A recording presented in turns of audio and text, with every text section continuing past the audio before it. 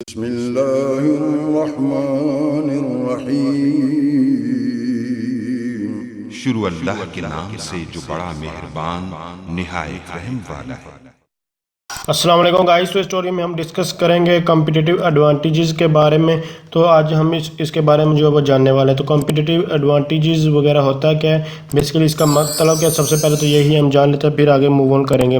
तो competitive advantage क्या है? कम्पिटिटिव मतलब कि मुकाबले में कहीं आपको क्या फ़ायदा मिल रहा है, मतलब कि और मार्केट में मुख्तलिफ हमारे कोई मुख्तलिफ प्रोडक्ट्स वगैरह हैं, और वो अगर उन मुख्तलिफ प्रोडक्ट्स के हिसाब से आपको क्या किसी और प्रोडक्ट के ऊपर क्या फ़ायदा, मतलब कि आप अगर आप कोई भी प्रोडक्ट मार्केट में लाना चाह रहे हैं तो उसमें क्या जो है वो यूनिकनेस है कि आपकी जो है प्रोडक्ट वो सक्सेस होगी।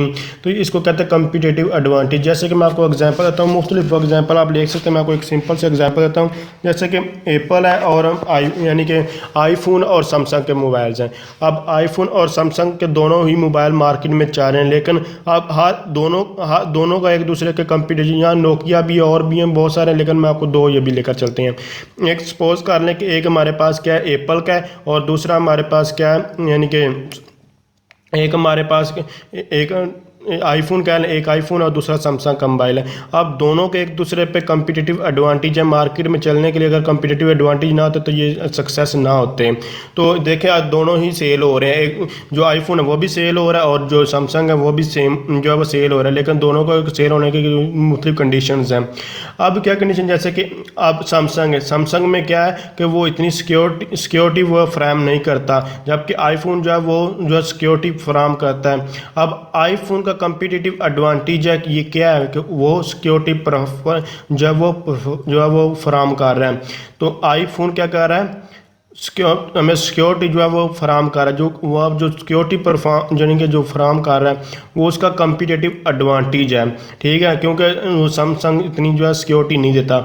इसी तरह आप देखें सैमसंग का क्या है कि सैमसंग जो है इजी टू यूज़ है, मतलब कि उसको इस्तेमाल करना इजी है और वो सस्ता भी है आप आईफोन की निस्बत। तो अब इसमें क्या हुआ कि ये इसका हमारे पास जो है कम्पिटिटिव एडवांटेज इसका यानी कि सैमसंग का ये है कि इसको जो है इस्तेमाल करना आसान है। और इसका एक और भी जो है कम्पिटिटिव एडवांटेज ये है कि इसमें हर तरह की एप्लीकेशन कोई भी हम जो है वो डाउनलोड करके उसको यूज़ कर सकते हैं।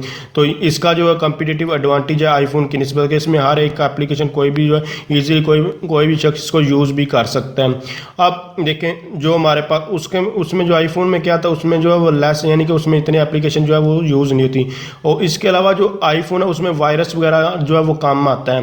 तो वायरस वगैरह कम है, तो उसका जो है कम्पिटिटिव एडवांटेज ये है कि उसमें वायरस कम है, जो है सैमसंग उसमें वायरस जो है वो ज़्यादा आ जाता है। तो ये चीज़ें डिपेंड करती हैं कि किस शख्स को किस तरह की चीज़ चाहिए। कम्पिटिटिव एडवांटेज का मतलब कि आपकी जो प्रोडक्ट है उसमें कौन सी यूनिकनेस है, कौन सी बेहतर चीज़ है दूसरी प्रोडक्ट की निस्बत। ये डिपेंड करता है। जब इसीलिए आप जिसको सिक्योरिटी वाला फ़ोन वगैरह चाहिए तो वो कौन सा लेगा, वो ज़ाहिर सी बात है जो आईफोन ही कोई लेगा। और वो यानी कि वो उसको सिक्योरिटी वगैरह भी चाहिए और उसको वायरस वगैरह भी उसमें किसी किस्म का कोई भी फॉल्ट है, और लेकिन वो इतनी जो है वो मल्टीपल जो है यानी कि ऐप्स वगैरह का यूज़ नहीं करना चाहता। और इसके अलावा वो यानी कि हाई क्लास लोग हैं तो वो उसको आईफोन को वगैरह का यूज़ करते हैं, पढ़े लिखे लोग ज़्यादा यूज़ करते हैं। तो ये डिपेंड करता है। तो उसके ये सारे के सारे सैमसंग के निस्बत ये सारे कम्पिटिटिव एडवांटेज ही हैं। इसकी निस्बत वो दूसरे जो है सैमसंग के भी अपने कम्पिटिटिव एडवांटेज हैं अगर आईफोन की निस्बत आपको, जैसे मैंने बता दी है कि ये इजी टू यूज़ होता है। इसके अलावा इसमें मल्टीपल एप्लीकेशन आप किसी भी टाइम जितनी मर्जी है प्ले स्टोर वगैरह से डाउनलोड करके यानी कि उसको इस्तेमाल कर सकते हैं। कोई नॉर्मल यूज़र भी इसको जो है वो इस्तेमाल करता है, सस्ता भी मिल जाता है। तो ये डिपेंड करता है। तो ये इस चीज़ को कहते हैं कम्पिटिटिव एडवांटेज। अब कोई भी शख्स मार्केट में आता है तो मार्केट में कोई भी चीज़ लॉन्च करनी है तो एक तो उसको अगर वो शॉप वगैरह तो उसको जो कस्टमर वगैरह होता है उसके साथ बारगेनिंग वगैरह करनी पड़ती है, बहुत ज़्यादा बहस करनी पड़ती है, या सप्लायर वगैरह होती है इनके साथ बाइस वगैरह बहुत ज़्यादा करनी पड़ती है। इसके अलावा क्या होता है कि मार्केट में कोई कुछ पहले भी अगर तो मार्केट में कोई उस तरह की चीज़ है नहीं जो आप नहीं लेकर आए हैं तो फिर तो आपको कम्प्लीटली ही जो है वो कम्पिटिटिव एडवांटेज है। लेकिन अगर पहले ही उस तरह की प्रोडक्ट चल रही है तो आप नहीं, जैसे कि अभी तक मोबाइल के एग्जाम्पल सैमसंग के चाह रहे हैं, नोकिया के चाह रहे हैं, मोटरोला के चाह रहे हैं, या फिर हवा हुआवे के इस तरह आईफोन के चले, और हर एक दूसरे के कम्पिटिटिव एडवांटेज, हर एक में यूनिकनेस है। लेकिन अगर किसी में यूनिकनेस भी ना और चीज़ वो महंगी भी हो तो कोई भी उसको परचेज नहीं करेगा। तो यही चीज़ें जो है वो मार्केट में लेकर, इसी तरह अगर क्योंकि मार्केट में पहले से कोई ना कोई पहले ही वर्क कर रहा है, तो आपके लिए उस मार्केट में आना हो तो आपके उसमें बहुत सारे थ्रेड्स होते हैं। थ्रेड्स मतलब कि आपको चैलेंज बहुत ज़्यादा करना पड़ता है, यानी कि बहुत ज़्यादा चैलेंजेस होते हैं, उनको उनमें से आपको निकलना होगा। ये निकल कैसे सकते हैं थ्रेड्स को, कैसे आप जो कंट्रोल कर सकते, अपॉर्चुनिटी में कैसे कन्वर्ट कर सकते हैं। यही है कि एक तो आपके अगर कोई चीज़ कोई आप नहीं लेकर आए हैं मार्केट में, अगर उसमें यूनिकनेस नहीं भी है तो मार्केट की निस्बत अगर वो चीज़ है तो यूनिकनेस तो होनी चाहिए, पहली बात ये है। उसके अलावा थोड़ी सी कीमत आपको मार्केट की निस्बत जो है वो थोड़ी कम होनी चाहिए। ये सारी चीज़ें आपके लिए बेनिफिट्स होंगी, और ये अगर ये स्ट्रेटजी फॉलो करेंगे तो आप जो है सक्सेस हो जाए, और यही आपके कम्पिटिटिव एडवांटेज में आपको जो हेल्प वगैरह जो है मिलती है। तो इसके अलावा हमारे पास जो है strategy planning for competitive advantage, मतलब कि आप जो है कौन सी स्ट्रेटजी को फॉलो कर सकते हैं, प्लानिंग क्या कर सकते हैं कम्पिटिटिव एडवांटेज के लिए। तो मुख्तलिफ कोर्स लीडरशिप होता है, डिफरेंशिएशन होता है, नीच स्ट्रेटजी होता है, और अल्टरिंग द इंडस्ट्री स्ट्रक्चर होता है।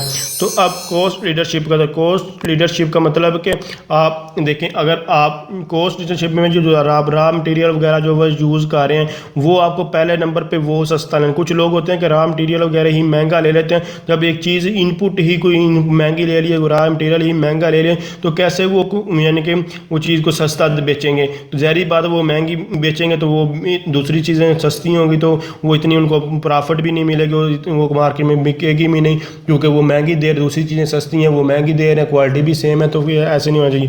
कॉस्ट लीडरशिप ये कहता है कि आप जिस तरह जितनी भी हो सके बारगेनिंग करें, और जो रॉ मटेरियल यूज़ कर रहे हैं जो होल सेल, अगर आप शॉपकीपर हैं तो होल सेल से चीज़ें लेने जा रहे हैं तो होल सेल वाले इतनी बारगेनिंग करें कि वो आपको सस्ती चीज़ दे, ताकि वो सस्ती दे आपको जो देगा, उसके बाद आप जो आगे जो है वो आप ज़्यादा प्रॉफिट जो है कमा। अगर पहले से आप महंगी चीज़ लेंगे तो उसको कैसे सस्ती बेचेंगे।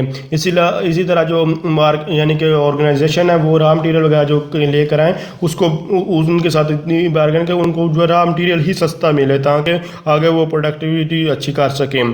तो कॉस्ट लीडरशिप का सिंपल वर्डिंग है, यही बता रहा हूँ कि रॉ मटीरियल आपको पहले सस्ता खरीदना होगा। उसके बाद डिफरेंशिएशन क्या होती है। डिफरेंशिएशन मतलब कि फ़र्क, मतलब कि एक कोई भी ऑर्गेनाइजेशन है वो क्या करती है कि मुख्तलिफ अपनी प्रोडक्ट जो है वो लॉन्च कर देती है, ताकि जिस तरह के लोग हैं उसी तरह के उस चीज़ को जो है वो यूज़ करें। जैसे कि यूनिलीवर, मैं यूनिलीवर का आपको एग्जांपल, यूनिलीवर जो मार्केट में आया था तो उसने लाइफबॉय भी इंट्रोड्यूस करवाया था, उसके अलावा लाइफबॉय करवाया था, इसके अलावा हमारे पास जो लैक्स था और सेफ गार्ड है।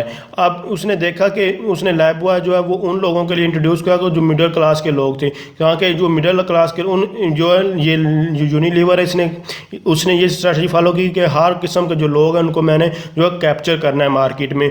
जो मिडिल क्लास के लोग हैं, हायर क्लास के यानी कि लीड क्लास लोग हैं, इन सारों को जो है मैंने जो है कैप्चर करना है। उसने लाइफबॉय जो इंट्रोड्यूस करा, और लाइफबॉय एक छोटा सा घर बनाकर उसकी आपने मशहूरी वगैरह देखी होगी, जो है एड्स वगैरह चाह रहे होते हैं। तो बेसिकली आपकी ज़्यादातर जो चीज़ें सक्सेस होती हैं वो एड्स के ऊपर, अगर ऐड आप अच्छा देंगे तो आप जो है मार्केट में ज़्यादा सक्सेस हो सकते हैं, और उसमें यूनिकनेस भी होनी चाहिए। तो ये ज़ाहिर बात है। तो आप उन्होंने मिडिल क्लास लोगों के लिए लाइफबॉय इंट्रोड्यूस करा यूनिलीवर ने। इसी तरह यूनिलीवर ने क्या किया कि लैक्स भी इंट्रोड्यूस करा। अब लैक्स जो है जो लीड क्लास लोगों के लिए, उनके लिए जो है वो उनको जो है इससे कोई गर्ज नहीं होता लीड क्लास लोगों को कि पैसे कितने, उसको आप उनको ये तक हमारी जो स्किन वगैरह मुलायम है, तो उसने लैक्स को इंट्रोड्यूस को थोड़ा महंगा, और उसने जो ये बताया कि ये लीड क्लास लोगों के लिए और इसमें ये है वो, उस तरह की एड्स चलाई।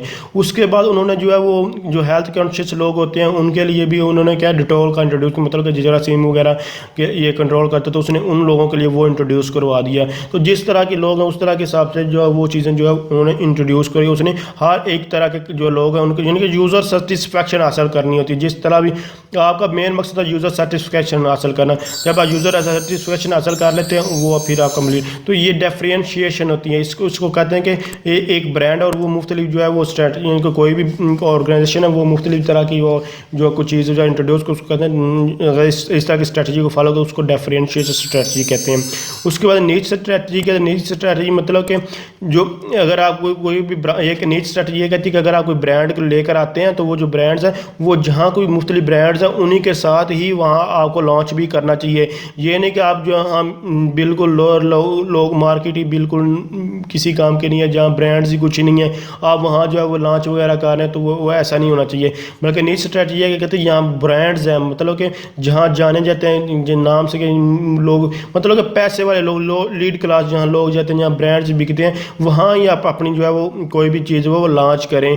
जो क्योंकि अगर आपकी भी एक ब्रांड यहाँ ब्रांड का वो बात कर रहा है, यानी कि ये स्पोर्ट कार मतलब रोलेक्स, ये हमारे पास बहुत महंगी कार्स वगैरह होती हैं रोलेक्स वगैरह, तो आप यानी कि ये मुख्तलिफ एग्जाम्पल आपको दे रहा है। तो इसमें ये कहता है कि जहाँ भी आपका लोकल मार्केट में आपको नहीं जाना चाहिए, अगर चूँकि आपका ब्रांड है जैसे जे डॉट है, आप जे डॉट वगैरह के इस तरह के वो कपड़े का भी काम कर रहे हैं, परफ्यूम वगैरह मुख्तलिफ उसके ब्रांड्स अब जो है क्योंकि नाम ही उनका जो चल रहा है, तो अब नाम से सारे जो है इंट्रोड्यूस करवा जाए। तो सिंपल मैं आपको वर्डिंग में यही है कि जो नीच स्ट्रेटजी यही कहती है कि जो आप अपना जो है वो ब्रांड जो आप जो मार्केट में लेकर आएँ, उसको वहाँ वो ब्रांड जो है वो ब्रांड के यानी कि जहाँ जो है हाई क्लास लोग जहाँ परचेजिंग वगैरह करते हैं वहीं उसको लॉन्च करें, किसी लोअर जगह पे उसको लॉन्च मत करें। ये स्ट्रेटजी यही कहती है। बाकी ये strategy planning for competitive advantage, इसको आप एक बार रीड आउट कीजिएगा। Growth in sale, first to market, product service, hiring the best people, ये तो सिंपल वर्डिंग है। आप इसको creating new product and services, improving existing